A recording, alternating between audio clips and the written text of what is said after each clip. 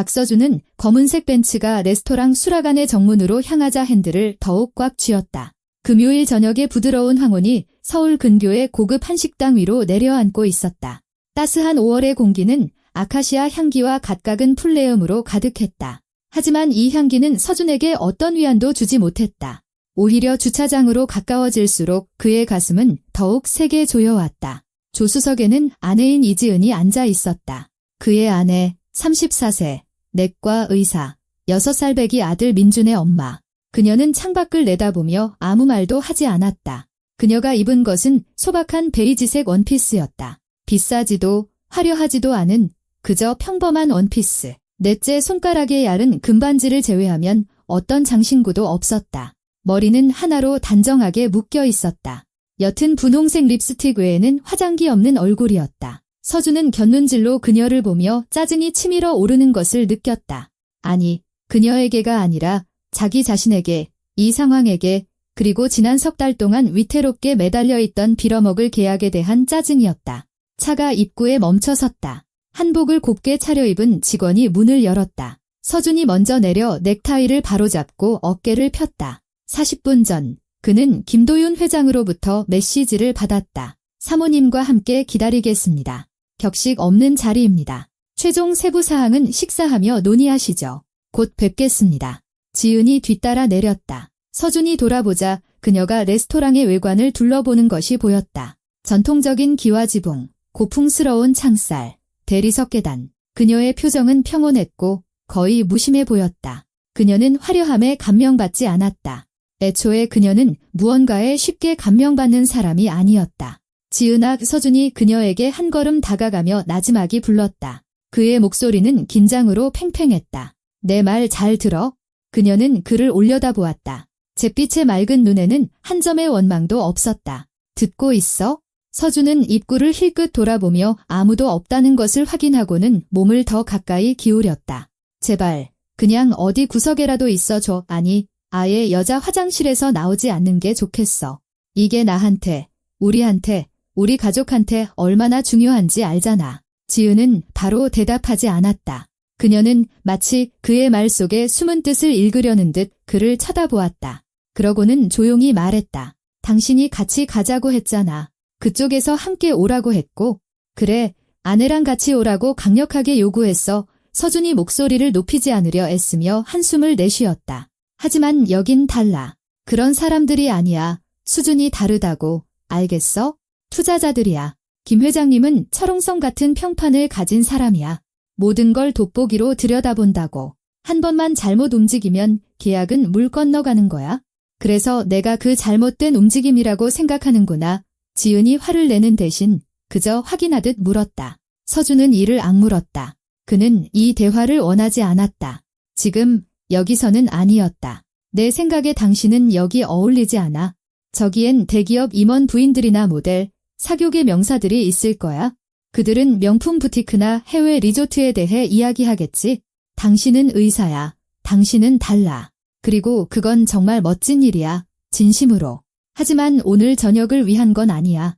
지은은 말없이 고개를 끄덕였다. 서준은 죄책감을 느꼈지만 이내 그 감정을 억눌렀다.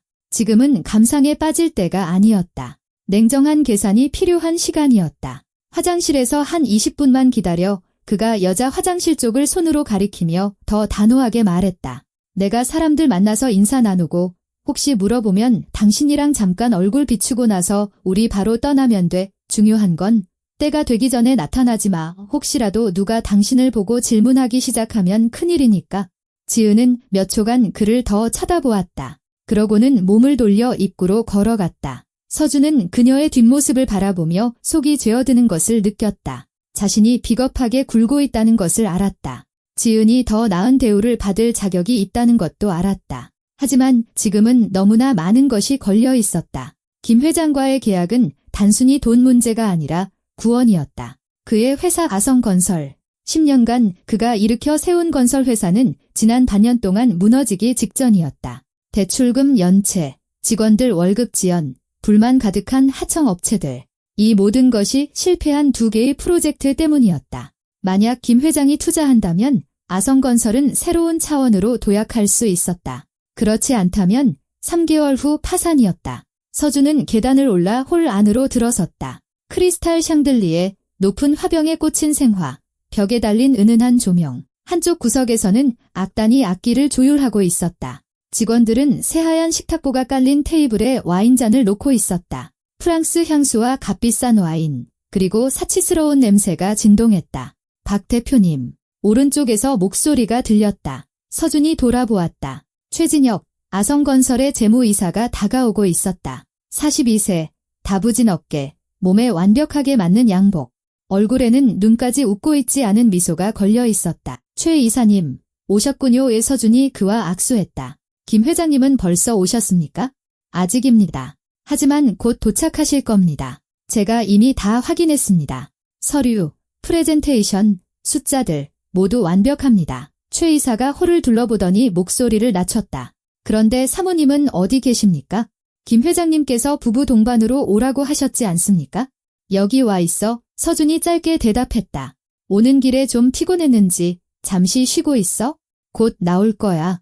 최 이사가 피식 웃었다. 알겠습니다. 하지만 그림을 망치지 않는 게 중요합니다. 김 회장님은 구식분이시라 아내를 남편의 명함으로 보시는 경향이 있거든요. 아내가 수수하고 볼품없는 차림이면 남편도 별 볼 일 없는 사람이라 생각하시죠. 서준은 이를 악물었지만 아무 말도 하지 않았다.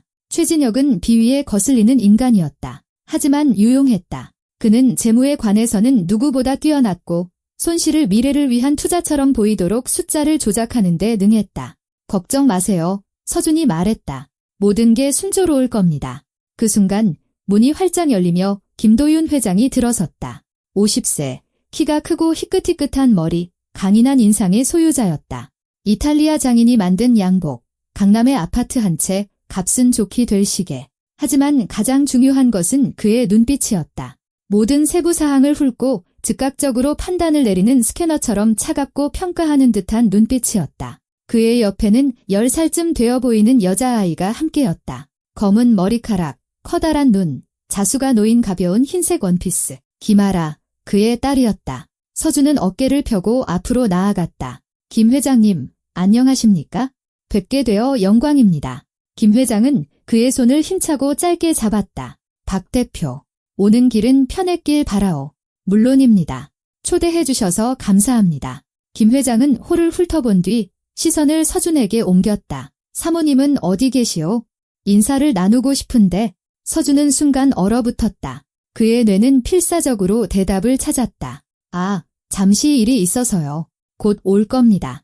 조속 김 회장이 고개를 끄덕였다. 그럼 사모님 없이 시작하지? 알아야 이리 오너라. 여자아이가 얌전히 다가왔다. 김 회장은 아이의 어깨에 손을 얹었다. 아라가 저를 따라오고 싶어 해서. 보통은 부모와 함께 있는데 오늘은 유독 고집을 부리더군요. 방해가 되지 않았으면 합니다만. 물론입니다. 서준이 서둘러 대답했다. 저희야말로 반갑습니다.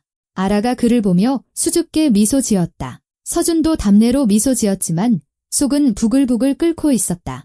비즈니스 미팅의 아이라니 이건 변수였다. 최소한 이상한 일이었다. 대화의 주제나 단어 선택에 신경 써야 했다. 아빠, 저 화장실 가고 싶어요. 아라가 갑자기 말했다. 다녀오너라. 오래 걸리지는 말고. 김 회장이 허락했다. 우리는 여기 있을 테니. 아이가 고개를 끄덕이고는 화장실이 있는 복도 쪽으로 달려갔다. 서준은 아이의 뒷모습을 보며 등골에 차가운 땀방울이 흐르는 것을 느꼈다. 지은이 저기 여자 화장실에 있었다. 만약 두 사람이 마주치면, 만약 아라가 그녀가 누구냐고 물으면, 만약 박 대표의 김 회장이 그를 불렀다. 테이블로 갑시다. 2분기 전망에 대한 당신의 예측을 듣고 싶군. 서준은 고개를 끄덕이고 투자자를 따라가며 불안한 생각들을 머릿속에서 지우려 애썼다. 지은이는 똑똑해. 조용히 있을 거야. 끼어들지 않을 거라고. 모든 게 괜찮을 거야. 하지만 불안감은 사라지지 않았다. 한편 지은은 여자 화장실 거울 앞에 서서 자신의 모습을 비춰보고 있었다. 베이지색 원피스, 아무런 장신구도 없는 모습, 하나로 묶은 머리. 그녀는 언제나처럼 꾸밈없이 소박해 보였다. 그리고 그녀는 그 모습이 마음에 들었다. 그녀는 서준의 말에 상처받지 않았다. 그녀는 이미 오래전부터 남편이 본질보다 의향이, 정직함보다 인맥이 더 중요한 세상에 살고 있다는 것을 깨달았다. 그녀는 그것을 받아들였다. 동의하지는 않았지만 그를 사랑했기에, 혹은 10년 전 그들이 처음 만났을 때의 그를 사랑했기에 받아들인 것이었다. 지은은 수도꼭지를 틀어 차가운 물에 손을 담그고 손목을 헹궜다. 그녀는 피곤했다. 오는 길이 피곤한 게 아니라 최근 몇 달간 집안을 맴돌던 끊임없는 긴장감 때문이었다. 서준은 늦게 들어왔고 저녁 식사 내내 말이 없었으며 밤중에 벌떡 일어나 휴대폰을 들여다보곤 했다. 그녀는 그에게 문제가 있다는 걸 알았지만 그는 나누려 하지 않았다. 그는 그럭저럭 괜찮아 또는 걱정하지 마 같은 말들로 벽을 치고 스스로를 가뒀다. 그녀는 돕고 싶었다. 하지만 마음을 열지 않는 사람을 어떻게 도울 수 있을까? 그 순간 화장실 문이 활짝 열리며 한 여자아이가 뛰어들어왔다. 검은 머리카락, 커다란 눈, 가벼운 흰색 원피스. 아이는 지은을 보고 멈춰 서서 얼어붙었다. 지은이 미소 지었다. 안녕. 아이는 대답하지 않았다. 아이는 마치 아주 중요한 무언가를 기억해내려는 듯 지은을 뚫어지게 쳐다봤다. 그러더니 아이의 눈이 커지며 한 걸음 앞으로 다가왔다. 아줌마, 아이가 속삭였다. 그때 하얀 가운 입고 계셨죠. 연기 나는 곳에. 저 아줌마 기억나요? 지은은 그대로 굳었다. 심장이 멎는 듯 했다가 이내 다른 방식으로 다시 뛰기 시작했다. 불안하고 빠르게. 그녀는 아이의 얼굴을 자세히 들여다보았고 기억이 강렬하고 뜨겁게 타올랐다. 3년 전 8월 도시 외곽의 한 창고에서 일어난 화재. 지은은 그때 아직 119 구급대원으로 일하고 있었고 그날 당번이었다. 소방대와 함께 가장 먼저 도착한 이들 중 하나였다. 불길은 이미 건물 절반을 집어삼킨 상태였다. 사람들은 비명을 지르며 뛰쳐나오고 연기에 질식하고 있었다. 그리고 이 아이, 팔에 화상을 입은 충격에 빠진 7살짜리 아이. 아이는 입구에 서서 울지도 움직이지도 않고 그저 서 있었다. 지은은 아이를 번쩍 들어 불길에서 멀리 떨어진 곳으로 옮기고 화상 부위를 처치하고 산소 마스크를 씌워주었다. 아이는 아무 말 없이 크게 뜬 눈으로 그녀를 바라볼 뿐이었다. 잠시 후 부모가 도착했다. 키가 크고 머리가 희끗희끗한 값비싼 양복을 입은 아버지. 그는 딸을 데리고 짧게 고맙습니다라는 말만 던지고 떠났다. 지은은 이름을 묻지 않았다. 그저 자기 일을 계속할 뿐이었다. 앞으로도 20명의 부상자가 더 남아있었다. 그리고 이제 그 아이가 그녀 앞에 서 있었다. 훌쩍 자란, 건강하고 살아있는 모습으로. 너 많이 컸구나. 지은이 눈물이 차오르는 것을 느끼며 나지막이 말했다. 살아서 건강하게. 그거면 된 거야. 아라가 더 가까이 다가와 손을 뻗어 지은의 원피스 소매를 만졌다. 아줌마를 찾고 싶었어요. 아빠가 아줌마를 찾았는데 저희가 이름을 몰랐어요. 그냥 사라지셨어요. 사라진 게 아니야. 난 그냥 내 일을 했을 뿐이야. 다른 의사 선생님들처럼. 우리 모두가 도왔어. 하지만 아줌마가 저를 안고 나왔잖아요. 아라가 고집스럽게 말했다.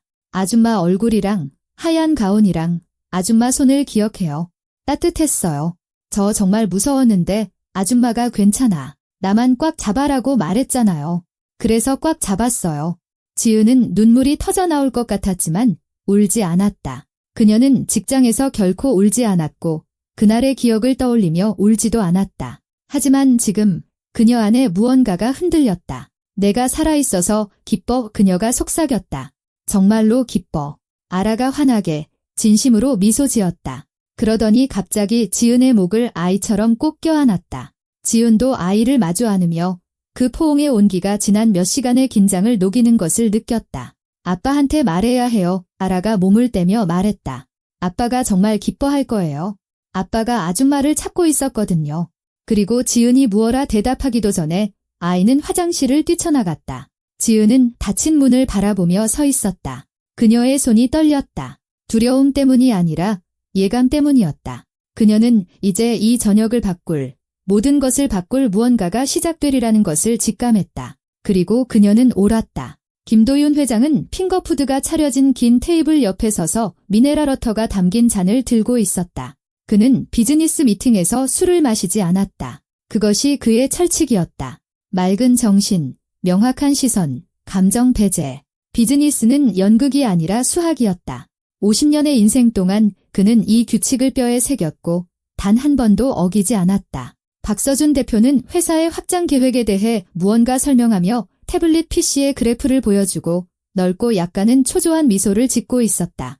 김 회장은 적절한 순간에 고개를 끄덕이며 건성으로 듣고 있었다. 그는 이미 아성건설의 모든 서류를 검토했고 믿을 만한 사람들을 통해 자체 감사를 진행했으며 모든 숫자를 외우고 있었다. 서준의 회사는 벼랑 끝에서 아슬아슬하게 균형을 잡고 있었다. 실패한 프로젝트가 하나만 더 있어도 완전히 무너질 터였다. 은행빚, 임금체불, 불만 가득한 하청 업체들. 전형적인 부도 직전의 모습이었지만 잠재력은 있었다. 김 회장은 그것을 명확하게 보았다. 아성건설은 시청에 좋은 인맥이 있었고 경험 많은 현장 소장들과 안정적인 공급망을 갖추고 있었다. 적절한 자금만 투입된다면 회사는 일어설 수 있었다. 바로 그 때문에 김 회장은 이 만남에 동의했다. 그는 자선 사업을 하는 것이 아니라 가능성에 투자하는 사람이었다. 아성건설의 재무이사인 최진혁은 박 대표 옆에 서서 필요할 때마다 설명을 덧붙였다. 42색 넓은 어깨, 좋은 재단사의 양복, 자신감 넘치는 미소. 김 회장은 속으로 생각했다. 이 남자는 너무 말을 번지르르하게 해. 너무 자신만만해. 이런 자들을 좋아하지 않아. 아름다운 말과 완벽한 프레젠테이션 뒤에는 종종 더러운 계략이 숨어 있었다. 그는 자신의 경력 동안 이런 자들을 수십 명이나 보았다. 그들은 모든 것이 무너지기 전까지 공기를 금으로 파는 재주가 있었다. 회장님, 박서준이 태블릿 PC를 가죽 서류 가방에 넣으며 그를 불렀다. 저는 회장님께서 이 계약을 단순한 거래가 아니라 장기적인 파트너십으로 이해해 주시길 바랍니다. 저는 완전한 투명성과 어떤 감사에도 응할 준비가 되어 있습니다. 제 회사는 제 인생입니다. 저는 이 회사의 모든 것을 쏟아부었습니다. 좋은 자세요. 김 회장이 고개를 끄덕이며 물을 한 모금 마셨다. 투명성은 신뢰의 기본이지. 신뢰가 없다면 대화를 시작할 의미조차 없소. 그는 잠시 말을 멈추고 홀을 둘러보았다. 악단은 악기 조율을 마치고 있었다. 웨이터들은 테이블에 마지막 잔들을 놓고 있었다. 손님들이 하나둘씩 모여들기 시작했다. 다른 회사의 대표들, 값비싼 드레스를 입은 그들의 아내들, 시청에서 온 공무원 몇 명, 전형적인 고위급 기업 행사였다. 그런데 박 대표의 김 회장이 시선을 다시 상대에게 돌렸다. 사모님은 어디 계시오? 곧 오신다고 했는데. 인사를 나누고 싶군. 박서준은 마치 전기에 감전된 듯 움찔했다. 김 회장은 그 순간을 놓치지 않았다. 서준의 얼굴이 한순간 두려움, 당혹감, 그리고 내면의 공황이 뒤섞여 일그러지는 것을 보았다. 그러고 나서 박서준은 재빨리 평정을 되찾고 미소를 지어 보였다. 곧 올 겁니다.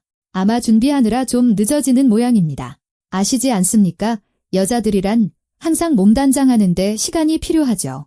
알겠소. 김 회장은 시선을 떼지 않고 물을 한 모금 더 마셨다.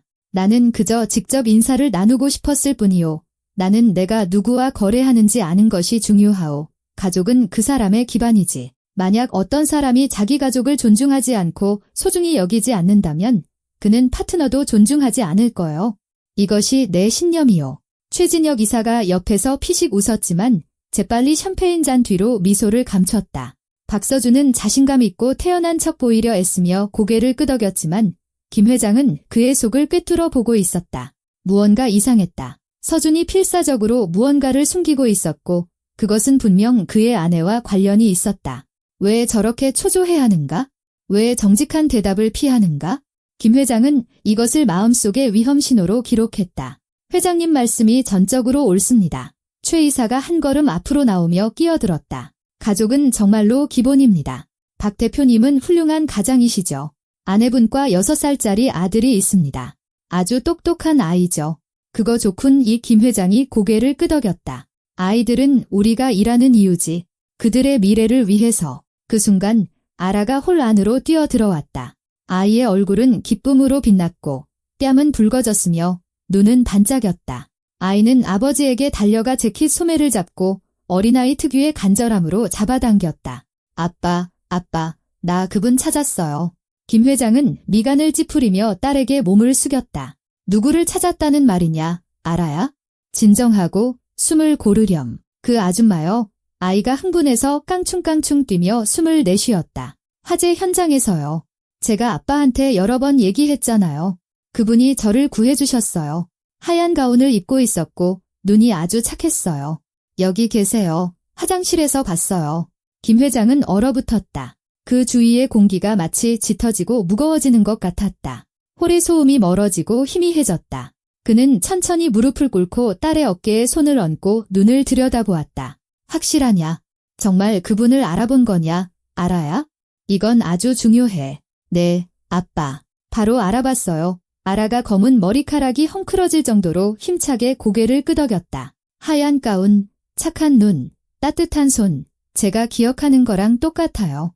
저한테 많이 컸구나. 살아서, 건강하게. 그거면 된 거야, 라고 말했어요. 그분이에요. 아빠. 확실해요. 김 회장은 천천히 몸을 일으켰다. 그의 심장은 평소보다 더 세게 뛰고 있었다. 그에게는 드문 상태였다.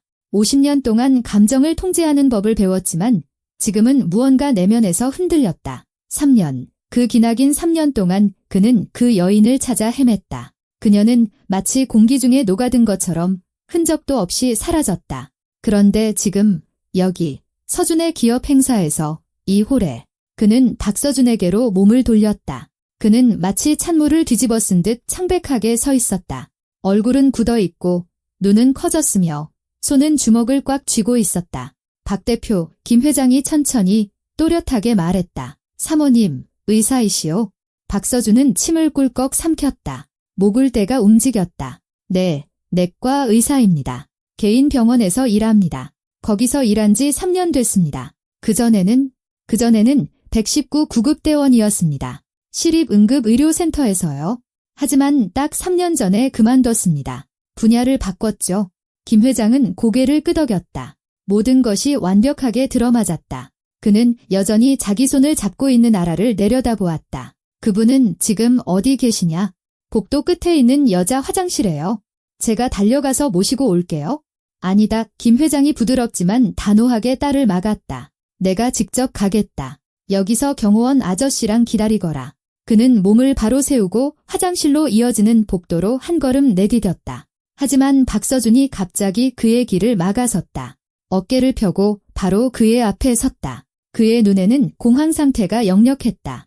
회장님, 잠시만 기다려 주십시오. 제발요. 제가 설명을 해야 합니다. 무엇을 설명하겠다는 말이오? 김 회장이 그를 내려다보며 차갑게 물었다.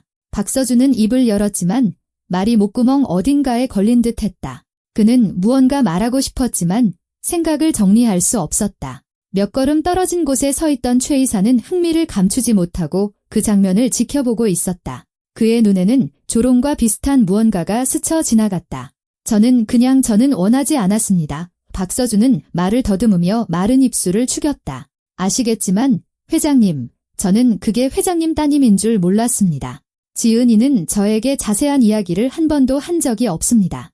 애초에 119 구급대원 시절의 일에 대해 이야기하는 것을 좋아하지 않습니다. 그녀에게는 힘든 주제입니다. 직업적 소진을 겪었고 그래서 그만둔 겁니다. 그럼 사모님께서 3년 전 화재 현장에서 사람들을 구했다는 사실은 알고 있었다는 말이군?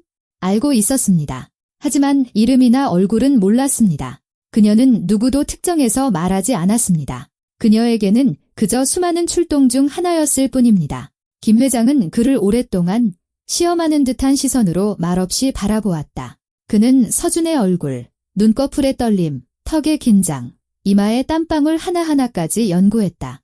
이 남자는 거짓말을 하고 있었다. 완전히는 아니지만 무언가 분명히 숨기고 있었다. 하지만 그게 대체 무엇일까?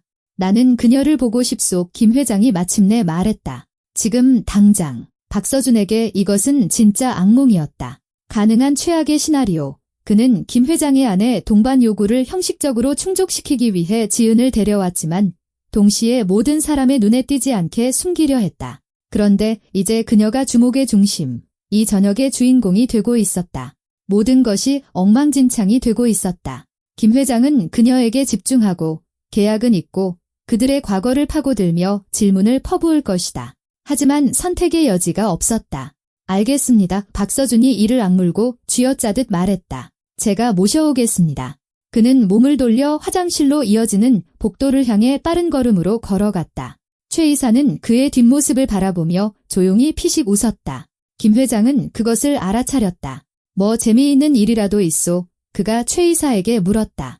아닙니다. 회장님 우최 이사는 즉시 심각한 표정을 지었다. 그저 놀라운 우연이라서요. 세상 참 좁습니다. 그렇지, 김 회장이 동의했다. 세상은 정말로 좁지. 그는 박서준이 사라진 방향을 바라보며 마음속에서 따뜻하고 오래 잊고 있던 무언가가 타오르는 것을 느꼈다. 감사함. 그는 그토록 오랫동안 이 여인을 찾아왔다. 그저 고맙다고 말하고 눈을 마주치고 손을 잡아주고 싶었다.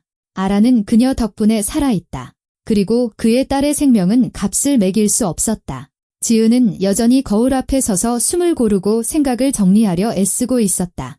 그 여자아이와의 만남은 그녀가 기억의 가장 깊은 곳, 자물쇠로 잠가두려 했던 기억들을 흔들어 깨웠다. 화재, 사람들의 비명, 역하고 질식할 듯한 연기 냄새, 고통과 공포로 일그러진 얼굴들, 손에 묻은 피, 화상, 골절. 그녀가 119 구급대를 떠난 것은 바로 그 때문이었다. 모든 출동이 영혼해 보이지 않지만 깊은 흉터를 남겼기 때문에 그녀가 소진되고 자신을 잃고 밤에 잠을 이루지 못하게 되었기 때문이다. 하지만 이 아이, 이 특정한 아이는 항상 예외였다. 지은은 종종 따뜻함과 희망을 품고 그 아이를 떠올렸다. 아이가 살아남았기 때문에 아이의 눈이 다시 공포와 고통이 아닌 맑고 생기 넘치게 되었기 때문이다. 그것은 수많은 패배 속의 작은 승리였다. 화장실 문이 거칠게 열렸다. 문지방에는 서준이 서 있었다. 그의 얼굴은 긴장되어 있었고 거의 분노에 차 있었다. 턱은 굳게 다물려 있었고 시선은 차가웠다. 지은아, 나와. 그녀는 천천히 그에게 몸을 돌려 세면대 가장자리에 손바닥을 얹었다. 무슨 일이야? 내가 조용히 있지 못해서 생긴 일이야. 그가 이를 악물고 목소리를 높이지 않으려 애쓰며 숨을 내뱉었지만 분노가 터져나왔다. 그 아이, 김도윤 회장 딸이야. 내 회사의 명운이 달린 바로 그 김 회장 말이야. 그가 지금 당장 당신을 보고 싶어 해. 지은은 놀랐다. 정보가 머릿속에서 천천히 조각조각 맞춰졌다. 김 회장이라고? 우리가 여기 온 이유인 그 투자자. 그래, 그 서준이 안으로 한 걸음 들어와 등 뒤로 문을 닫았다. 그리고 이제 모든 게 다 망했어. 그는 수천 가지 질문을 던지고 우리 과거를 파헤치고 감상과 감정에 정신이 팔리겠지. 난 계약이 필요해. 구체적인 비즈니스 계약 말이야. 감사연설이나 감동의 눈물 같은 게 아니라. 지은은 말없이 그를 바라보았다. 그녀 안에서 무언가 조용히 툭 하고 끊어졌다. 분노도 서운함도 아니었다. 그저 차가운 깨달음이었다. 그녀는 자신의 남편을 있는 그대로 꾸밈이나 환상 없이 보았다. 두려워하고 이기적이며 자신의 목표를 달성하기 위해 누구든 무엇이든 희생할 준비가 되어 있는 사람. 심지어 그녀까지도 구조된 아이에 대한 기억까지도. 정말 내가 이 상황에 책임이 있다고 생각해. 그녀는 그의 눈을 똑바로 보며 아주 조용히 물었다.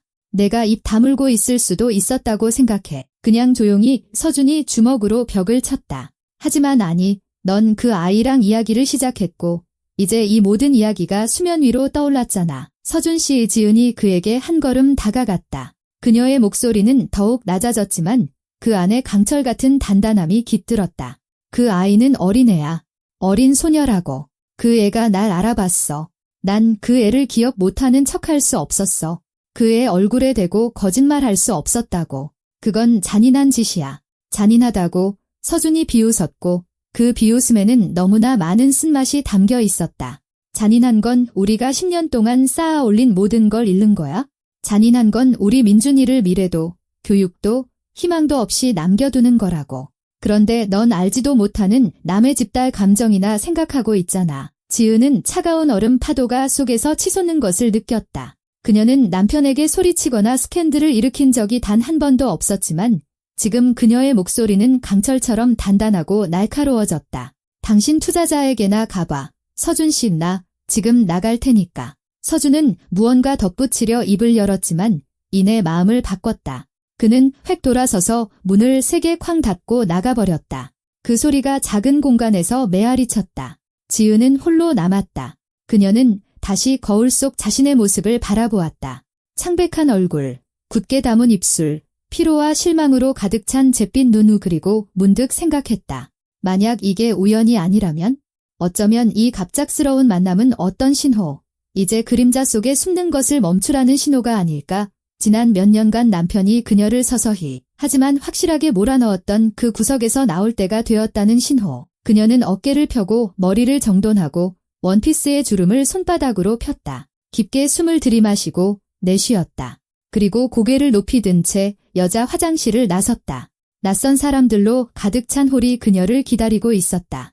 이 저녁을 완전히 뒤바꿀 만남이 그녀를 기다리고 있었다. 지은은 복도를 천천히 걸었다. 한 걸음 한 걸음이 고요함 속에서 둔탁한 메아리로 울리는 것 같았다. 저 앞에 홀로 들어가는 입구가 보였다. 생화로 장식된 아치, 샹들리에의 부드러운 불빛, 사람들의 실루엣, 희미한 목소리, 와인잔이 부딪히는 소리, 가벼운 음악 소리가 들렸다. 평범한 기업 행사였지만 지금 그녀에게는 만원 관중 앞 무대에 오르는 것과 같았다. 그녀는 입구에서 멈춰서서 마음을 다잡았다. 심장은 규칙적이지만 강하게 뛰고 있었다. 손은 떨리지 않았다. 119 구급대원으로 일했던 세월은 가장 위급한 상황에서도 겉으로 평정을 유지하는 법을 가르쳐 주었다. 하지만 안에서는 무언가 변화를 예감하며 조여들고 있었다. 지은은 문턱을 넘어섰다. 홀은 절대적인 정적으로 그녀를 맞았다. 마치 누군가 보이지 않는 버튼을 누른 것처럼 모든 대화가 순간적으로 멈췄다. 손님들은 손에 잔을 든 채 얼어붙었다. 웨이터들은 움직이다 말고 멈춰섰다. 악단은 악기 조율을 멈췄다. 모든 사람이 돌아 그녀를 쳐다보았다. 지은은 시선을 피하지 않았다. 그녀는 주목받는 것에 익숙했다. 병원에서는 환자들, 동료들, 상사들, 환자 가족들이 끊임없이 그녀를 쳐다봤다. 하지만 여기는 달랐다. 여기서는 노골적인 호기심과 평가, 그리고 눈 속의 질문으로 그녀를 바라봤다. 이 여자는 누구지? 왜 김 회장 본인이 그녀에 대해 이야기하는 거지? 대체 무슨 일을 한 거지? 그녀는 등을 곧게 펴고 차분하고 침착하게 홀을 가로질러 걸었다. 소박하고 단순한 베이지색 원피스는 다른 여성들의 화려한 의상들 실크, 세틴, 반짝이는 보석들 사이에서 거의 초라해 보였다. 하지만 지은은 위축되지 않았다. 그녀는 단지 달랐고 지금 수년 만에 처음으로 그것을 부끄러워하지 않았다. 김도윤 회장은 홀 중앙에 서 있었다. 키가 크고 머리가 희끗희끗하며 화강암으로 조각한 듯한 얼굴이었다. 그의 옆에는 아라가 있었는데 지은을 보자 환하게 웃으며 손을 흔들었다. 김 회장이 그녀를 향해 한 걸음 다가왔다. 그의 강철 같은 눈은 마치 몇 초 만에 그녀의 모든 삶, 모든 생각, 모든 비밀을 읽어내려는 듯 끈질기게 지은을 바라보았다. 지은은 그에게서 두 걸음 떨어진 곳에 멈춰섰다. 홀의 정적은 거의 만져질 듯 했다. 당신이 김 회장이 입을 열었다. 평소 단단하고 자신감 넘치던 그의 목소리가 떨렸다. 아주 약간 거의 알아차릴 수 없을 정도였지만 지은은 그것을 포착했다. 당신이 3년 전 그 화재 현장에서 내 딸을 구해준 바로 그분이시오. 지은은 시선을 떼지 않고 고개를 끄덕였다. 네, 제가 현장에 있었습니다. 그날 당번이었고 가장 먼저 도착한 팀 중 하나였습니다. 김 회장은 한 걸음 더 다가왔다. 그는 두 손을 내밀어 그녀의 손을 감쌌다. 그의 손은 따뜻하고 강했으며 일에 익숙한 사람 특유의 거친 피부를 가지고 있었다.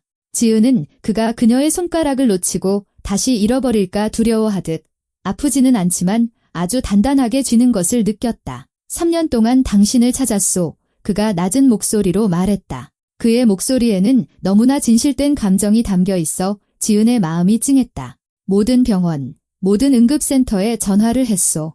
당신은 마치 공기 중에 녹아든 것처럼 흔적도 없이 사라졌소. 나는 당신을 영원히 찾지 못할 거라고 생각했소. 저는 제 일을 했을 뿐입니다. 특별할 것 없습니다. 아니, 김 회장이 고개를 저으며 단호하게 반박했다. 당신은 단순히 일을 한 것 이상을 했소. 당신은 불타는 건물에서 내 딸을 두 팔로 안고 나왔고 팔과 어깨의 화상을 치료해 주었소. 마스크로 산소를 공급해 주었지. 아라가 나중에 정신을 차리고 내게 말해 주었소. 당신은 내내 아이의 손을 잡아주었고 단 한순간도 혼자 두지 않았다고. 아이에게 말을 걸고 안심시키고 고통에서 주의를 돌려주었다고 말이오. 7살짜리 아이에게 그런 상황에서 그것은 전부였소. 지은은 말이 없었다. 말이 가슴 어딘가에 걸려 밖으로 나올 수 없었다. 그녀는 그 아이를 기억했다. 그 크고 겁에 질린 눈, 자신의 손바닥 안에서 작게 떨리던 손, 그리고 아파요 라고 속삭이던 작은 목소리를. 그녀는 아이의 머리를 쓰다듬으며 곧 괜찮아질 거야. 조금만 참아라고 약속했던 것을 기억했다. 김 회장은 그녀의 손을 놓고 얼어붙은 손님들을 향해 돌아섰다. 홀은 여전히 조용했다. 모두가 움직일 엄두도 내지 못하고 그들을 지켜보고 있었다. 친구, 동료, 파트너 여러분, 김 회장이 크고 또렷하게 말했다. 그의 자신감 있고 권위 있는 목소리가 홀 전체를 가득 채웠다. 저는 여러분께 이지은 여사를 소개하고 싶습니다. 우리의 비즈니스 파트너인 박서준 대표의 아내이자 3년 전 제 유일한 딸의 생명을 구해준 분입니다. 홀은 마치 폭발하는 듯 했다. 박수 소리가 우렁차고 진심 어린 파도처럼 밀려왔다. 지은은 뜻밖의 상황에 움찔했다. 그녀는 이런 반응을 전혀 예상하지 못했다. 주목도, 명예도, 인정도 원하지 않았다. 그녀는 그저 수백 명의 다른 의사와 구급대원들이 매일 하는 것처럼 자기 일을 했을 뿐이었다. 하지만 관심은 갑작스러운 소나기처럼 그녀에게 쏟아졌고 더 이상 피할 수 없었다. 김 회장은 손을 들어 조용히 해달라는 신호를 보냈다. 박수 소리가 점차 잦아들었다. 3년 전 도시 외곽의 한 건축 자재 창고에서 큰 화재가 있었습니다. 김 회장이 말을 시작하자 홀은 숨소리마저 들릴 정도로 조용해졌다. 제 딸 아라는 우연히 그곳에 있었습니다. 우리는 옆 건물에서 비즈니스 미팅 중이었죠. 아이가 잠시 자리를 비웠다가 길을 잃고 창고 안으로 들어갔습니다. 바로 그때 불이 났습니다. 제가 그 사실을 알았을 때, 연기와 불길을 보았을 때 저는 공포로 미쳐버릴 뻔했습니다. 저는 아무 생각도 없이 그저 딸의 이름만 부르며 그곳으로 달려갔습니다. 하지만 제가 도착했을 때 아라는 이미 구조되어 있었습니다. 아이는 살아있었고 의식도 있었으며 이미 치료를 받고 있었습니다. 그리고 아이 옆에는 하얀 가운을 입은 한 여인이 아이의 손을 잡고 서 있었습니다. 그는 잠시 말을 멈췄다. 지은은 그의 눈이 촉촉해지는 것을 보았다. 철옹성 같은 평판을 가진 이 강인하고 굽히지 않는 남자가 감정을 간신히 억누르고 있었다. 저는 달려가 딸을 끌어안고 그 여인에게 감사 인사를 했지만 너무 경황이 없었습니다. 이름도 묻지 않았고 어디서 일하는지도 묻지 않았습니다. 그저 아라를 데리고 병원으로 달려갔습니다. 그리고 정신을 차렸을 때, 그 여인을 찾으려 했을 때 그녀는 이미 사라진 후였습니다. 구급차는 다른 출동 현장으로 떠났습니다. 병원에서는 교대 근무가 계속 바뀌고 그 화재 현장에는 수많은 팀이 일했다고 말했습니다. 흔적이 사라졌습니다. 김 회장은 다시 지은에게로 몸을 돌렸다. 하지만 이 여인 덕분에 그녀의 전문성, 침착함, 그리고 용기 덕분에 제 딸은 살아있고 건강합니다. 학교에 다니고, 웃고, 놀고, 미래를 꿈꿉니다. 이 모든 것이 이지은 여사 덕분입니다. 그래서 오늘 저는 지은 씨를 위해 명예를 찾거나 보상을 요구하지 않고 그저 정직하고 진심으로 자기 일을 하는 진정한 영웅들을 위해 건배를 제안하고 싶습니다. 생명을 구하는 사람들을 위하여. 그는 미네랄 워터가 담긴 잔을 높이 들어 올렸다. 모든 손님이 즉시 그의 예를 따랐다. 누군가는 휴대폰을 꺼내 촬영하기 시작했다. 카메라 플래시가 홀을 밝혔다. 지은은 당혹감과 어색함에 뺨이 불타는 것을 느끼며 서 있었다. 그녀는 필사적으로 서준을 눈으로 찾았다. 그는 먼 벽 쪽에, 거의 구석에, 기둥에 등을 기댄 채 서 있었다. 창백한 얼굴, 굳게 담은 입술, 바지 주머니에 넣은 손홀을 가로질러 그들의 시선이 마주쳤고 그 순간 지은은 그의 시선에서 모든 것을 읽었다. 두려움, 분노, 당혹감, 원망. 그는 기뻐하지 않았다. 그는 두려워하고 있었다. 지금 일어나고 있는 일, 그리고 앞으로 일어날 일을. 건배는 새로운 박수갈채의 물결과 함께 끝났다. 손님들이 하나둘씩 지은에게 다가오기 시작했다. 값비싼 드레스를 입은 여성들은 그녀의 손을 잡고 감탄의 말을 건네며 영웅이라 불렀다. 남성들은 존경의 의미로 고개를 끄덕이며 그녀의 봉사에 감사했다. 누군가는 119 구급대에서 얼마나 오래 일했는지 물었고 누군가는 그 화재의 세부 사항에 대해 궁금해했다. 지은은 짧고 정중하게 자세한 설명은 피하며 대답했다. 이런 관심이 어색했지만 그녀는 위험을 잃지 않았다. 아라가 달려와 다시 그녀의 허리를 꼭 껴안았다. 고맙습니다. 아이가 속삭였다. 그때 저를 구해줘서 고맙습니다. 지은은 아이의 머리를 쓰다듬으며 가슴속에서 따뜻한 무언가가 퍼지는 것을 느꼈다. 괜찮아, 아라야. 그때 내가 잘 버텨줘서 대단했어. 한편 바카운터 옆에서 최진혁 이사는 벌어지는 상황을 지켜보고 있었다. 그의 얼굴은 완전히 무표정했지만 속에서는 분노가 들끓고 있었다. 계획이 무너지고 있었다. 박서준은 상황에 대한 통제력을 완전히 잃고 있었다. 김 회장은 감정과 감상, 이 빌어먹을 구조 이야기에 빠져 있었다. 원래대로라면 비즈니스 미팅, 냉정한 협상, 그리고 최 이사 자신에게 유리한 조건으로 계약을 체결해야 했다. 그는 재킷 안주머니에서 휴대폰을 꺼내 아무도 듣지 못할 곳으로 조금 더 멀리 걸어갔다. 그리고 짧은 메시지를 입력했다. 플랜 B, 박서준에 대한 비리 자료 풀어. 지금이 최적의 타이밍. 전송. 휴대폰을 다시 집어넣었다. 샴페인 잔의 절반을 단숨에 비웠다. 얼굴은 다시 평온해졌고 심지어 상냥해 보이기까지 했다. 그는 지은을 둘러싼 손님들 무리로 다가가 흥미와 관심을 가장하며 대화에 끼어들었다. 한편 김 회장은 박서준을 인파에서 떨어진 곳으로 불렀다. 그들은 정원이 내다보이는 창가에 섰다. 유리창 밖은 어두워지고 있었고 5월의 저녁은 밤으로 서서히 넘어가고 있었다. 박 대표 김 회장이 조용하지만 매우 진지하게 시작했다. 솔직히 말해야겠소? 나는 당신 아내에게 감탄했소.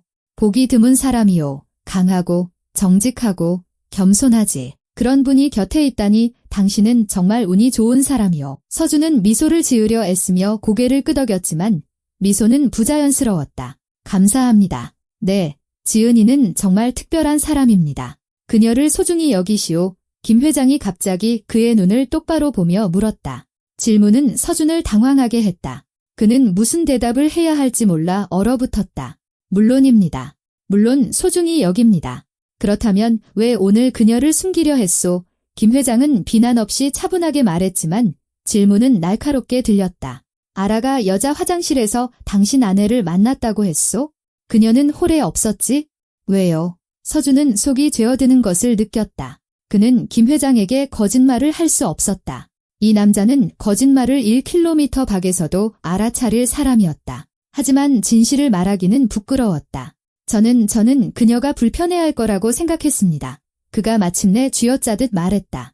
여기는 다른 부류의 사람들이고 대화 주제도 다릅니다. 그녀를 어색한 상황에 빠뜨리고 싶지 않았습니다. 김 회장은 그를 오랫동안 말없이 바라보다가 천천히 고개를 끄덕였다. 이해하오. 하지만 박 대표, 때로는 우리가 어색한 상황을 피하려다 스스로 그런 상황을 만들기도 하지. 당신 아내는 아주 잘 처신하고 있소? 사람들과 단순하고 진솔하게 이야기하지. 다른 누군가인 척하려 하지 않아. 그리고 그것이 존경심을 불러일으키오. 어떤 다이아몬드나 값비싼 의상보다도 더 말이오. 서준은 아무 말도 하지 않았다. 그는 김 회장이 옳다는 것을 알았지만 그것을 입 밖으로 인정하기에는 너무나 고통스러웠다. 우리의 대화를 계속하고 싶소. 김 회장이 화제를 바꾸며 말했다. 계약에 대해서 말이오. 하지만 먼저 저녁 식사를 하고 조용한 분위기에서 이야기를 나눕시다. 나는 당신 아내가 우리 테이블에 함께하기를 바라오. 그녀는 이 저녁의 중심에 있을 자격이 있소. 서준은 속으로는 모든 것이 반항적으로 소리치고 있었지만 고개를 끄덕였다. 그는 통제력이 자신의 손에서 완전히 빠져나가고 있음을 느꼈다. 저녁은 그가 계획했던 것과는 전혀 다르게 흘러가고 있었다. 전혀 다르게. 김 회장은 손님들에게 돌아가 모두를 테이블로 초대했다. 저녁 식사가 시작되었다. 지은은 김 회장과 아라 옆 주빈석 중앙에 앉았다. 서준은 김 회장의 반대편에 앉았다. 최 이사는 조금 떨어져 있지만 보이는 거리에 있었다. 웨이터들이 정교하고 아름답게 장식된 요리들을 내오기 시작했다. 라이브 음악이 연주되었다. 현악 사중주단이 클래식 작품들을 연주했다. 테이블에서의 대화는 활기를 띠었다. 분위기는 한결 편안해졌다. 아라는 지은 곁을 떠나지 않고 계속해서 무언가를 묻고 학교 이야기, 친구들 이야기, 자신의 취미에 대해 이야기했다. 지은은 주에 깊게 듣고 미소 지으며 대답했다. 그녀는 놀랍게도 마음이 편안했다. 이 사치와 부의 세계는 그녀에게 낯설었지만 사람들은 여전히 사람들이었다. 그리고 아이들과는 항상 쉽게 공통된 언어를 찾았다. 김 회장은 그들을 지켜보며 마음속 마지막 얼음, 불신이 녹아내리는 것을 느꼈다. 이 여인은 진짜였다. 연기하지 않았고 좋은 인상을 남기려 애쓰지 않았으며 그저 자기 자신이었다. 그리고 그것은 값을 매길 수 없는 것이었다. 30분 후 메인 요리가 나왔을 때 김 회장은 서준에게 몸을 기울여 조용히 말했다. 저녁 식사 후에 계약 세부 사항을 논의하고 싶소. 하지만 경고해두겠는데 나는 추가 조건 하나를 넣을 거요. 서준은 긴장했다. 어떤, 나중에 말하겠소? 모두 앞에서. 이것은 당신뿐만 아니라 당신 아내에게도 관련될 것이요. 서준은 몸이 차가워지는 것을 느꼈다. 김 회장은 무슨 생각을 하고 있는 걸까? 어떤 조건, 지은이와 관련된 무언가. 하지만 대체 무엇일까? 그는 아내를 곁눈질했다. 그녀는 아라와 이야기하며 아무것도 의심하지 않은 채 미소 짓고 있었다. 그리고 서준은 문득 생각했다. 만약 내가 내내 틀렸던 거라면? 어쩌면 지은이는 내 약점이 아니라 내 힘이 아닐까? 그녀를 숨김으로써 나는 내가 가진 가장 소중한 것을 숨기고 있었던 게 아닐까? 하지만 무언가를 바꾸기에는 이미 너무 늦었다. 저녁은 계속되었고 서준은 자신이 전혀 준비되지 않은 무언가가 앞에 기다리고 있음을 느꼈다. 저녁 식사가 끝나가고 있었다. 웨이터들은 디저트가 남은 접시를 치우고 커피와 코냑을 날랐다.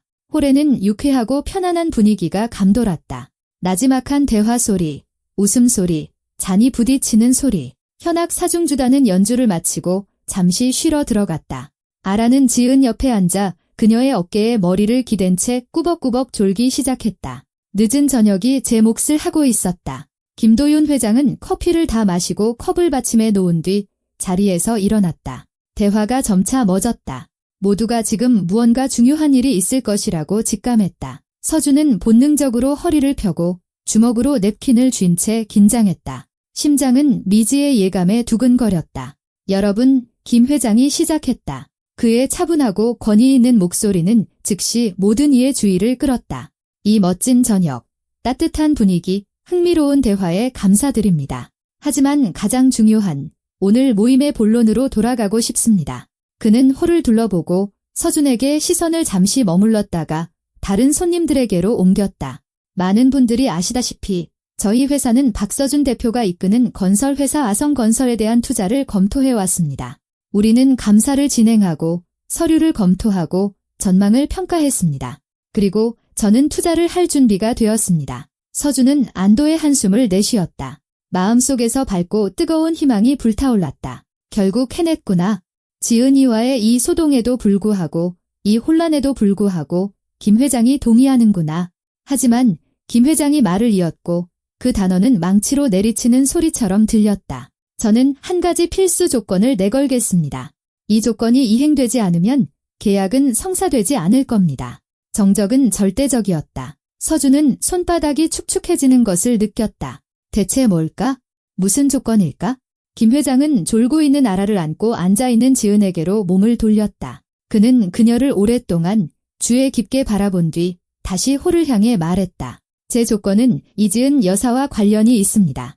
저는 그녀가 아성건설의 감사위원회에 독립적인 전문가로서 참여하기를 바랍니다. 주요 재무 및 전략적 문제에 대한 결정권을 가지고 말입니다. 홀은 경악으로 술렁였다. 누군가는 옆 사람과 속삭였다. 최진혁 이사는 잔을 떨어뜨릴 뻔했다. 서준은 자기 귀를 믿을 수 없어 얼어붙었다. 지은은 천천히 고개를 들어 완전히 어리둥절한 표정으로 김 회장을 바라보았다. 저 죄송하지만 이해가 안 됩니다. 그녀가 조용히 말했다. 저는 의사입니다. 건설이나 금융 분야의 학위가 없습니다. 저는 이 사업에 대해 아무것도 모릅니다. 바로 그 때문에 당신이 필요한 거요. 김 회장이 차분하게 대답했다. 보시오, 이 여사. 나는 내 평생 수백 명의 사업가들을 봐왔소. 똑똑하고 계산적이고 성공한 사람들이지. 하지만 그들 모두에게 부족한 것이 무엇인지 아시오? 정직함이요. 평범한 인간적인 정직함. 그들은 돈을 세고 숫자를 조작하고 유리한 거래를 맺는 법은 알지만 사람들의 눈을 보고 진실을 말하는 법은 잊어버렸소. 그는 테이블로 한 걸음 더 다가가 의자 등받이에 손을 얹었다. 당신은 보상을 기대해서 내 딸을 구한 것이 아니오. 명예를 원해서도 아니었지? 당신은 그것이 필요했기 때문에, 그것이 옳았기 때문에 그렇게 했소. 오늘 당신은 아라가 당신을 알아봤을 때 침묵할 수도 있었소. 주목을 피하고 그림자 속에 머물 수도 있었지. 하지만 당신은 아이에게 거짓말하지 않았고 3년 전에 당신이 한 일을 배신하지 않았소. 그것은 보기 드문 일이오. 이 여사, 현대사회에서는 보기 드문 일이지. 지은은 무슨 대답을 해야 할지 몰라 침묵했다. 김 회장은 말을 이었다. 나는 위원회에 또 다른 재무 전문가나 분석가가 필요하지 않소. 그런 사람들은 충분히 있소. 나는 결정을 이익의 관점이 아니라 올바름의 관점에서 바라볼 사람, 거짓이나 조작을 느꼈을 때 아니오라고 말하기를 두려워하지 않을 사람이 필요하오. 당신이 바로 그런 사람이오. 나는 오늘 그것을 보았고 그것을 느끼오. 서준이 마침내 목소리를 찾았다. 회장님, 그건 매우 이례적인 조건입니다. 지은이는 의사로 일하고 있습니다. 스케줄도 빡빡하고 아이도 있고요. 스케줄은 조정할 수 있소. 김 회장이 그의 말을 잘랐다. 위원회 회의는 한 달에 한 번, 최대 2시간이요. 게다가 검토를 위해 주요 문서에 접근할 수 있게 될 거요. 많은 시간이 걸리지는 않지만 회사에 지금 절실히 부족한 것을 가져다 줄 거요. 투명성과 신뢰 말이요. 그는 다시 지은에게로 몸을 돌렸다. 나는 이 일에 대해 합당한 보수를 제안하겠소? 당신은 위원회 위원으로서 고정된 보수를 받게 될 거요. 또한 모든 재무보고서, 계약서, 거래 내역에 접근할 수 있는 권한이 주어질 거요. 당신은 어떤 질문이든 할 수 있고 설명을 요구할 수 있으며 추가 감사를 요청할 수 있소. 당신의 한 표는 내 한 표와 같은 무게를 가질 거요. 최 이사는 참지 못했다. 그는 자리에서 일어섰다. 그의 얼굴이 붉어졌다. 회장님, 죄송하지만 이건 터무니없습니다. 전문 교육도 받지 않은 사람이 어떻게 수백억 원짜리 계약에 대한 결정을 내릴 수 있단 말입니까? 이건 회사에 우리 모두에게 위험한 일입니다. 위험, 김 회장은 그에게로 몸을 돌렸고 그의 시선에 강철 같은 냉기가 서렸다. 위험은 아름다운 프레젠테이션 뒤에 진실을 숨기는 사람들을 믿는 것이요. 위험은 사적인 이익을 회사의 이익보다 우선시하는 사람들과 일하는 것이지. 그리고 이지은 여사는 위험이 아니요. 그녀는 보증수표요. 최 이사는 이를 악물었지만 더 이상 논쟁이 무의미하다는 것을 깨닫고 다시 자리에 앉았다. 김도윤 회장은 결정을 내렸고 그의 결정은 논의의 대상이 아니었다. 지은은 서준을 바라보았다.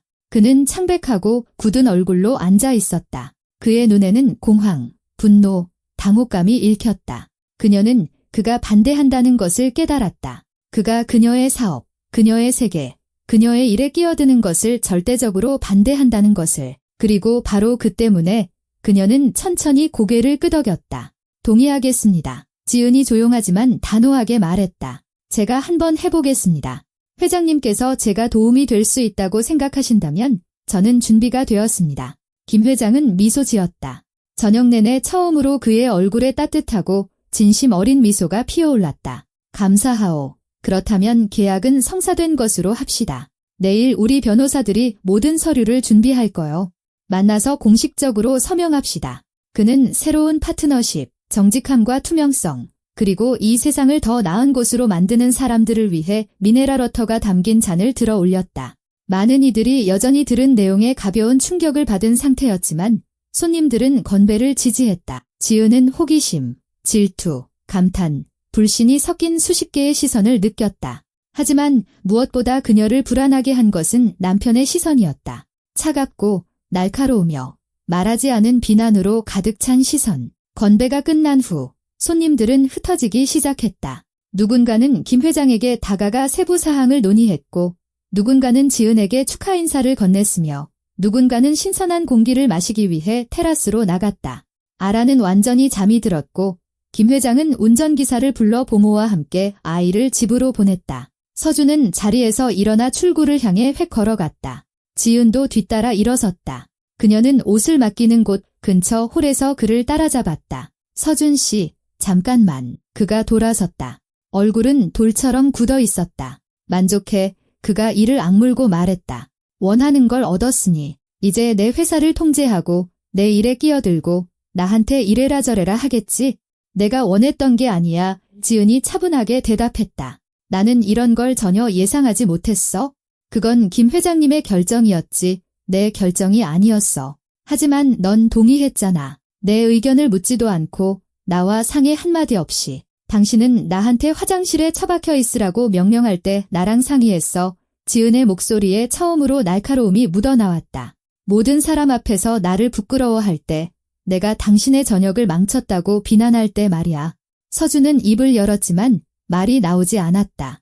지은은 말을 이었다. 10년이야. 서준 씨, 10년 동안 나는 당신의 그림자였어. 편안하고 조용하고 눈에 띄지 않는. 나는 아들을 키우고 일하고 집안을 돌봤어.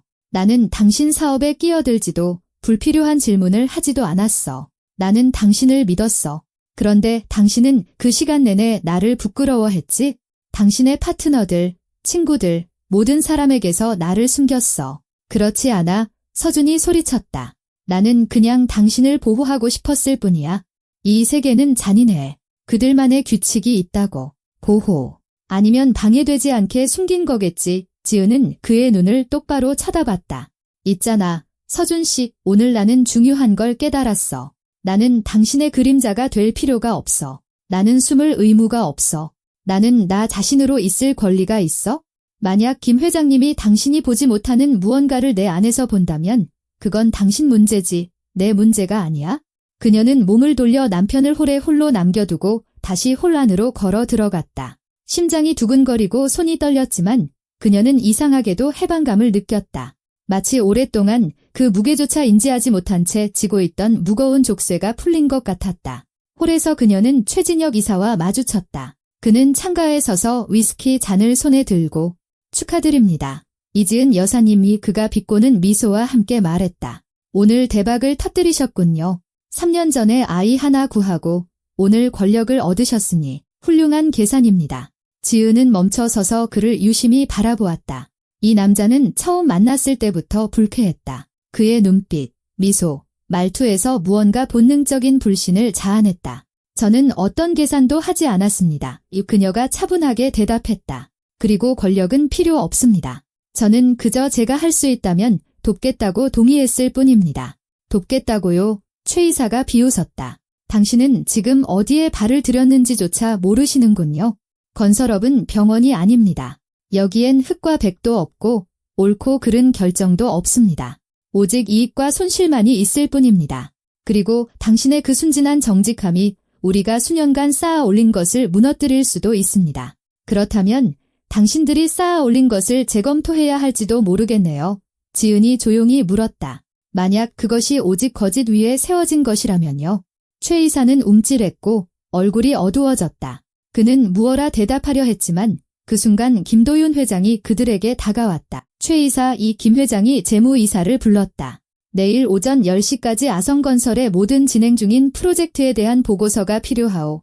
모든 원본 서류를 첨부한 완전하고 상세한 보고서로 말이오. 최 이사는 태연함을 유지하려 애쓰며 고개를 끄덕였다.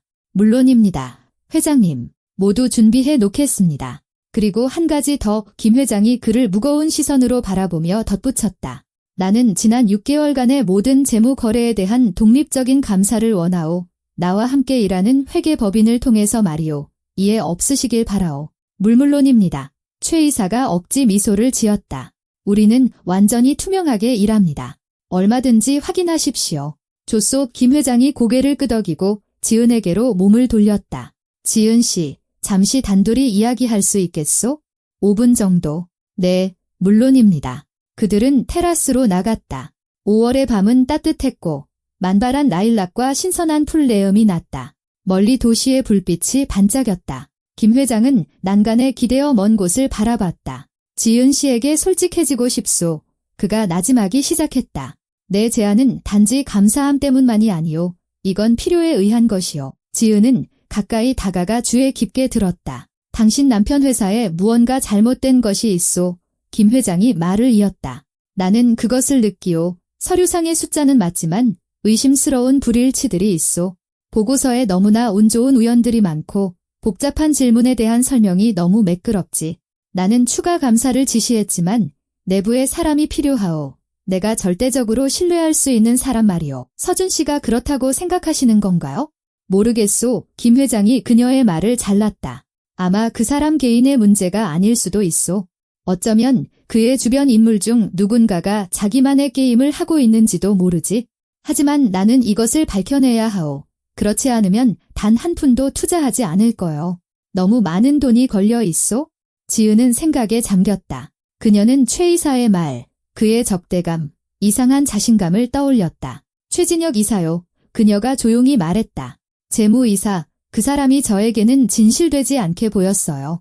제가 틀렸을 수도 있지만 틀리지 않았소. 김 회장이 고개를 끄덕였다. 나도 그에게 주목했소.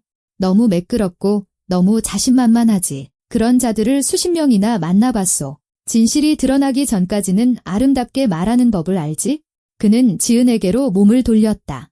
바로 그 때문에 나에게 당신의 눈과 귀가 필요하오. 당신은 회의에 참석하고 서류를 보고 대화를 듣게 될 거요.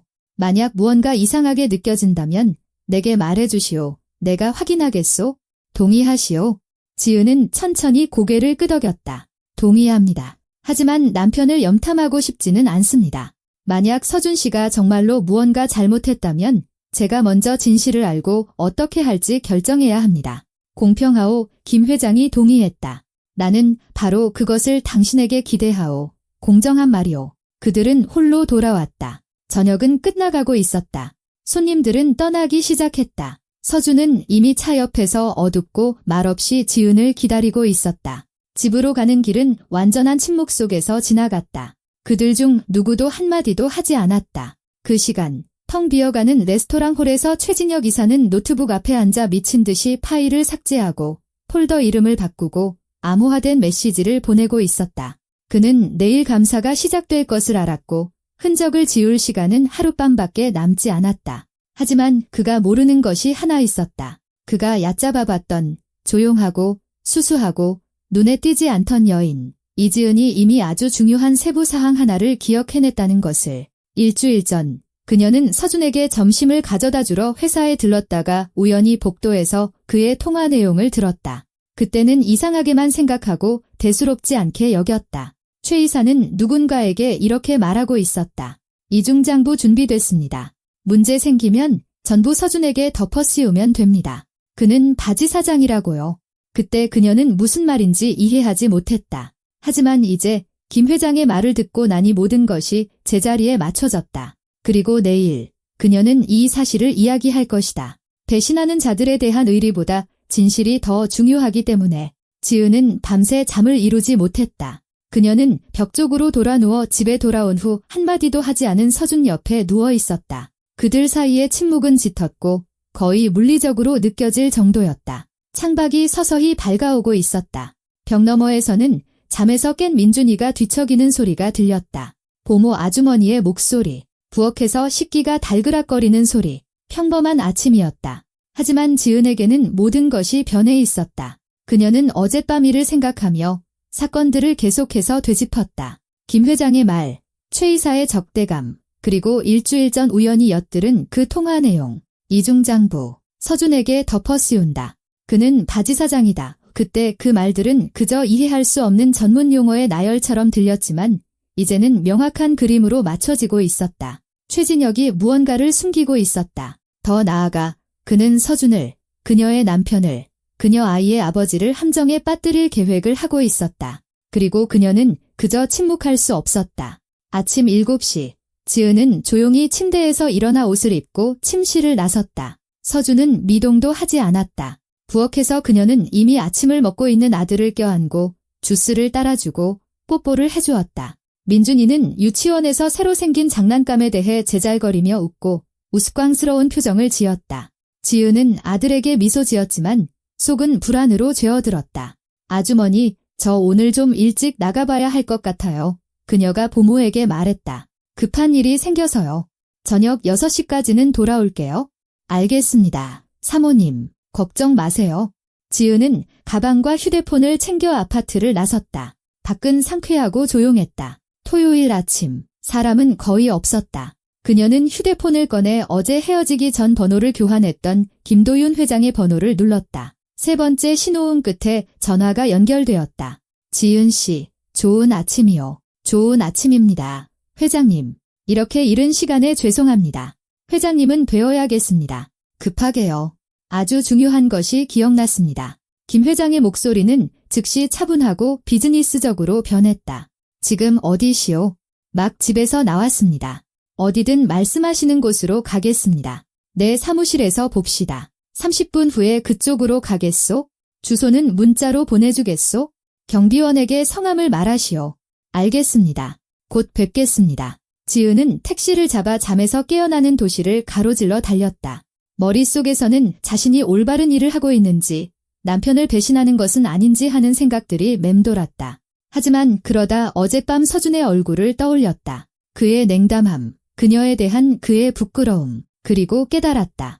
그녀는 그를 배신하는 것이 아니라 구하는 것이라고. 만약 최 이사가 정말로 서준을 함정에 빠뜨리고 있다면 조만간 모든 것이 드러날 것이고, 그러면 서준은 회사, 평판, 자유 등 모든 것을 잃을 것이며 민준이는 아빠 없이 남게 될 것이다. 김도윤 회장의 사무실은 유리 외벽에 고층 빌딩이 있는 비즈니스 센터에 있었다. 경비원이 그녀를 맞이하고 통과시켜 주었다. 지은은 20층으로 올라가 문에 김도윤이라는 명패가 붙은 넓은 사무실로 들어갔다. 김 회장은 육중한 책상에 앉아 있었다. 그의 앞에는 펼쳐진 서류 폴더들이 놓여 있었다. 앉으시오. 지은 씨. 그가 맞은편 의자를 가리켰다. 무슨 일이요? 지은은 앉아서 가방을 무릎 위에 놓고 깊게 숨을 들이마셨다. 일주일 전 남편 회사에 갔었습니다. 남편이 도시락을 입고 가서 가져다 주러요. 남편 사무실로 가는 동안 복도에서 통화 소리를 들었습니다. 최진혁 이사가 전화 통화를 하고 있었습니다. 그는 저를 보지 못했습니다. 저는 모퉁이 뒤에 서서 방해하지 않으려고 그가 통화를 마칠 때까지 기다렸습니다. 그가 뭐라고 하던가요? 제가 이상하게 생각해서 기억하고 있던 것을 그대로 말씀드리자면 이중장부 준비됐습니다. 문제 생기면 전부 서준에게 덮어 씌우면 됩니다. 그는 바지 사장이라고요. 그때는 무슨 말인지 이해하지 못했습니다. 그냥 어떤 전문 용어라고 생각하고 대수롭지 않게 넘겼습니다. 김 회장은 허리를 폈다. 그의 얼굴은 굳어졌고 눈은 가늘어졌다. 이중장부라 그가 천천히 반복했다. 그것은 두 세트의 회계장부가 관리되고 있다는 의미요. 하나는 공식적인 것, 감사를 위한 깨끗한 장부. 다른 하나는 숨겨진 실제 숫자가 있는 진짜 장부. 보통 자금을 빼돌리거나 탈세 혹은 횡령을 위해 이런 짓을 하지. 지은은 창백해졌다. 그럼 최 이사가 횡령을 하고 있다는 건가요? 그럴 가능성이 매우 높소. 그리고 만약 발각되면 모든 죄를 당신 남편에게 뒤집어 씌울 계획을 하고 있는 거요. 김 회장은 일어나 사무실을 서성였다. 이건 심각한 문제요. 지은 씨, 매우 심각해. 만약 이게 사실이라면 당신 남편은 형사사건에 휘말릴 수 있소. 특정 경제범죄 가중처벌 등에 관한 법률 위반, 사문서 위조 이건 몇 년의 징역형에 해당하오. 하지만 서준 씨는 잘못이 없어요. 지은이 외쳤다. 그는 이 사실을 몰라요. 저는 확신해요. 나도 그렇게 생각하오. 김 회장이 고개를 끄덕였다. 당신 남편은 그런 복잡한 계략을 꾸미기에는 너무 직선적이오. 하지만 법의 눈에는 그가 대표이사요. 그는 회사에서 일어나는 모든 일에 책임을 져야 하오. 그리고 만약 최 이사가 서류를 교묘하게 조작했다면 서준 씨의 무죄를 증명하기는 매우 어려울 거요. 지은은 두 손으로 얼굴을 감쌌다. 마음속이 공포로 차갑게 식어갔다. 그녀는 돕고 싶었지만 상황이 생각보다 훨씬 더 나쁘다는 것을 깨달았다. 어떻게 해야 하죠? 그녀가 조용히 물었다. 김 회장은 책상으로 돌아와 휴대폰을 꺼내 번호를 눌렀다. 오 팀장, 나 김도윤이요. 즉시 팀을 소집하시오. 아성건설에 대한 전면적인 감사가 필요하오. 모든 계좌, 지난 1년간의 모든 거래, 이중장부를 찾으시오. 그래, 바로 그거요. 3시간 주겠소? 아니, 내일이 아니라 오늘, 지금 당장. 돈은 문제가 아니오. 시작하시오. 그는 전화를 끊고 지은을 바라보았다. 내 사람들이 지금 당장 이 일을 처리할 거요. 나는 투자 감사 조건에 따라 회사은행 계좌에 접근할 수 있소. 만약 거기에 숨겨진 거래가 있다면 우리는 찾아낼 거요. 시간 문제지. 서준 씨는요? 그에게 알려야 해요. 아직은 아니요. 김 회장이 단호하게 말했다. 만약 우리가 그에게 경고하면 그는 순진함이나 의리 때문에 최 이사에게 경고할 수도 있소. 그러면 그 자가 모든 증거를 파기할 거요. 우리는 완전한 기습이 필요하오. 최 이사는 모든 것이 통제하에 있다고 생각하게 두고 우리는 그동안 증거를 모으는 거요. 지은은 마음속으로는 모든 것이 저항하고 있었지만 고개를 끄덕였다. 남편에게 그렇게 중요한 정보를 숨기는 것은 힘들었지만 그녀는 김 회장이 옳다는 것을 이해했다. 서준은 그의 솔직함 때문에 모든 것을 망칠 수 있었다. 모든 것을 밝혀낼 때 저도 그곳에 있고 싶습니다. 그녀가 단호하게 말했다. 최 이사가 자신이 졌다는 것을 깨달을 때 그의 얼굴을 보고 싶어요. 김 회장이 피식 웃었다. 보이는 것보다 강인하시군요. 지은 씨, 마음에 드오. 좋소. 그 자리에 있도록 하시오. 오후 3시가 되자 상황은 명확해졌다. 김 회장의 감사팀은 거대한 비리 시스템을 밝혀냈다. 최진혁 이사는 지난 2년간 유령 회사를 통해 아성건설의 자금을 빼돌렸다. 가짜 하청업체, 존재하지 않는 자재 공급, 부풀려진 견적서 등 고전적인 수법이었다. 총 횡령액은 150억 원을 초과했다. 그러면서 모든 서류는 대표이사, 즉 박서준의 이름으로 서명되도록 꾸며졌다. 최 이사는 서준이 내용을 자세히 읽지 않고 자신의 재무이사를 신뢰하며 서명한 위임장을 통해 이 모든 일을 처리했다. 전형적인 덮어씌우기여 김 회장이 출력물을 검토하며 말했다. 최 이사는 조만간 발각될 것을 대비해 미리 방어막을 구축해둔 거요. 모든 흔적은 서준 씨에게로 향하고 자신은 단순한 집행자로서 그림자 속에 남아있지. 쓰레기 같은 인간, 지은이 속삭였다. 그는 서준 씨를 파멸시키려고 했어. 그냥 이용하고 버리려고. 그런 자들이 많소. 김 회장이 차분하게 말했다. 불행하게도. 하지만 이번에는 그가 계산을 잘못했지. 한 가지 요소를 고려하지 않았기 때문이요. 어떤 요소요? 당신이요. 지은 씨, 그는 당신을 얕잡아봤소. 아무것도 이해하지 못하고 보지 못하는 그저 그런 얼굴 없는 아내라고 생각했지. 그런데 당신이 그가 예상치 못한 눈과 귀가 되어준 거요. 지은은 이상한 자부심을 느꼈다. 수년 만에 처음으로 그녀는 그림자나 배경이 아니라 상황을 바꿀 수 있는 실제적인 힘이라고 느꼈다. 이제 어떻게 할 건가요? 그녀가 물었다. 지금 서준 씨와 최 이사를 이리로 부르겠소? 계약의 최종 세부 사항을 논의하고 싶다고 말할 거요. 그들이 도착하면 이 증거들을 보여주겠소. 최 이사는 빠져나가려 하겠지만 소용없을 거요. 나는 이미 경찰에 연락했소. 경제범죄 담당 수사관이 1시간 후에 여기 도착할 거요. 서준 씨는요? 서준 씨에게는 아무런 위험이 없소. 우리에게는 주요 서류의 서명이 위조되었거나 기망에 의해 얻어졌다는 것을 증명할 감정 결과가 있소. 게다가 엿들은 대화에 대한 당신의 증언도 있지. 그에게서 혐의를 벗기기에는 충분하오. 지은은 안도의 한숨을 내쉬었다.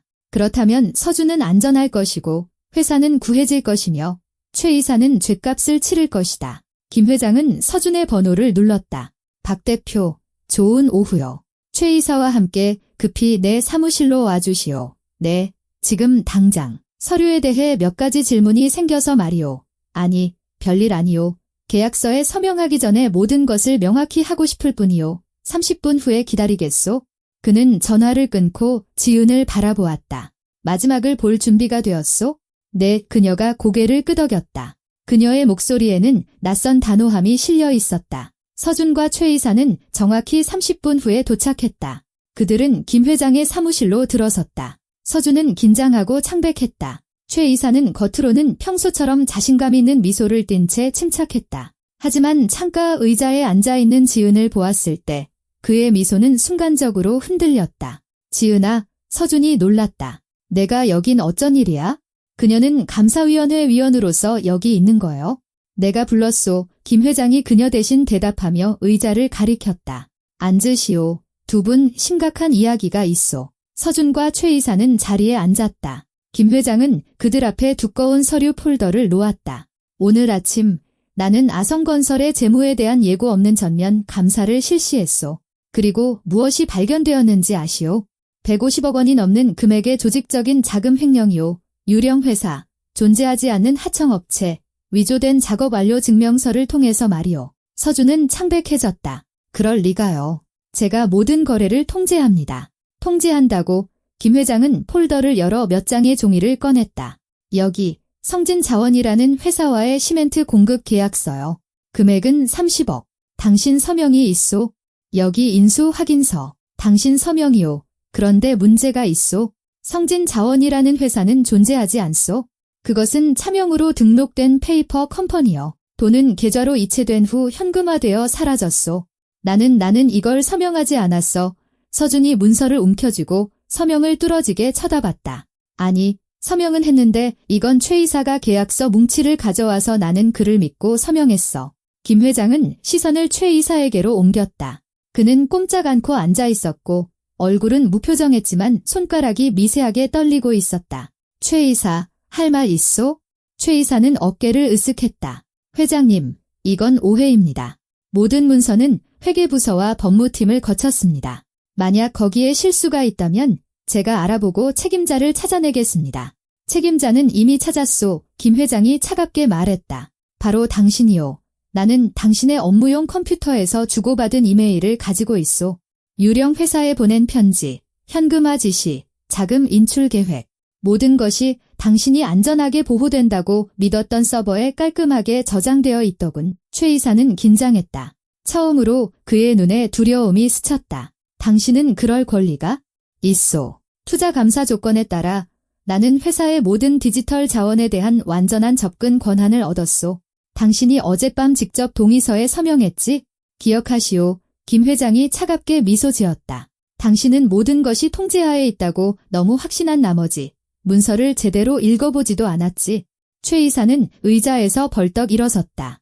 이건 함정이야. 누군가 내 컴퓨터를 해킹해서 이 파일들을 심어놓은 거야? 앉으시오. 최 이사. 김 회장은 목소리를 높이지 않았지만 그의 말투에는 너무나 강철 같은 힘이 실려 있어 최 이사는 천천히 다시 자리에 앉았다. 나에게는 또한 일주일 전 당신의 전화 통화를 들은 증인도 있소. 당신이 이중장부와 모든 것을 서준 씨에게 뒤집어 씌울 계획을 언급한 통화 말이오. 그 증인이 누군지 알고 싶소? 최 이사는 시선을 지은에게로 옮겼고 깨달았다. 그의 얼굴이 분노로 일그러졌다. 당신들이 전부 꾸민 진리군. 어젯밤 김 회장과의 연극, 당신의 갑작스러운 위원회 임명, 이 모든 게 함정이었어. 아니요. 지은이 차분하게 대답했다.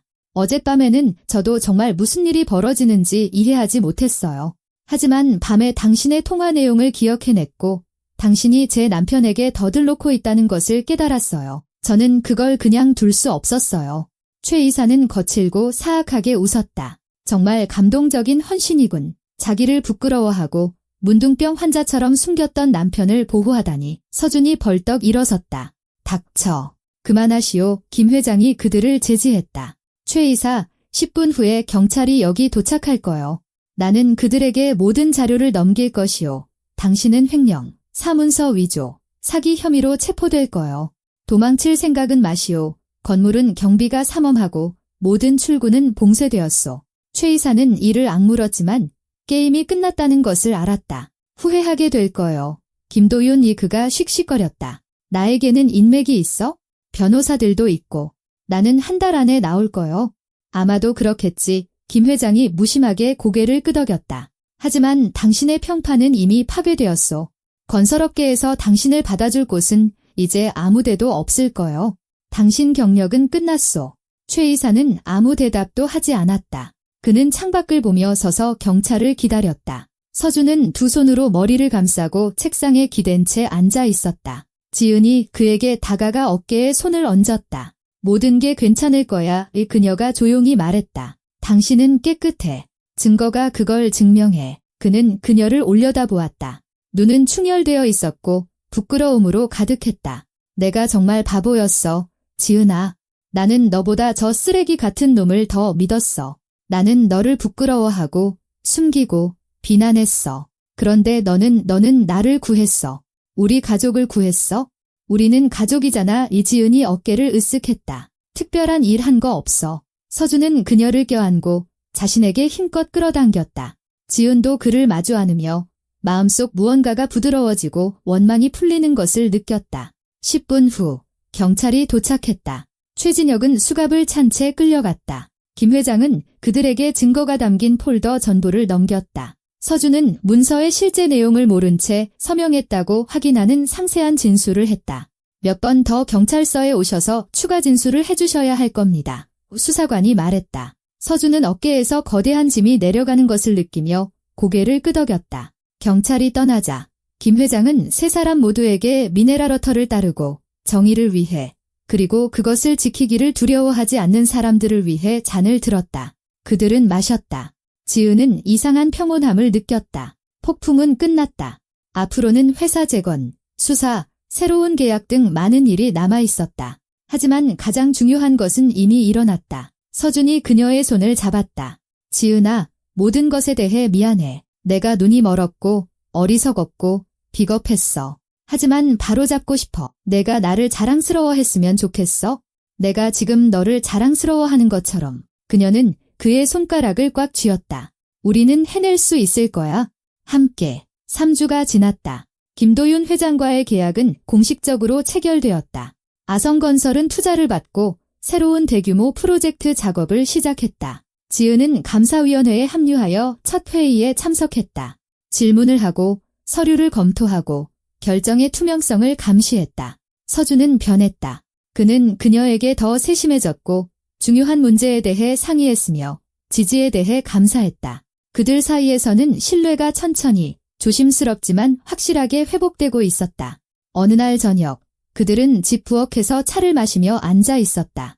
민준이는 아이 방에서 자고 있었고 창밖의 도시는 불빛으로 반짝였다. 서준이 지은의 어깨를 감쌌다. 무슨 생각하는지 알아? 그가 조용히 물었다.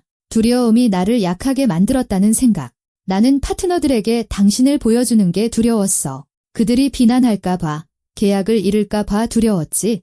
하지만 사실 나는 그냥 당신이 나보다 더 강하고 똑똑하고 정직하다는 걸 인정하기가 두려웠던 거야.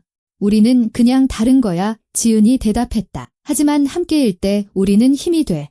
그는 그녀의 손을 잡고 입을 맞췄다. 다시는 너를 숨기지 않을게. 약속해. 지은은 미소 짓고 잠에서 깬 민준이를 달래러 갔다. 저 멀리 다른 동네에서는 김도윤 회장이 딸에게 잠자리 동화를 읽어주고 있었다. 아라는 공 인형을 껴안고 잠들며 속삭였다. 고마워요.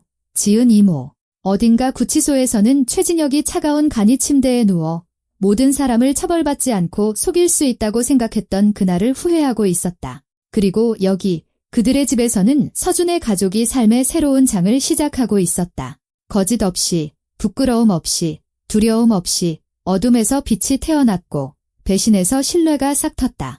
한 기업의 저녁 식사에서 이익보다 진실이 더 강하고 야망보다 사랑이 더 단단한 새로운 삶이 자라났다.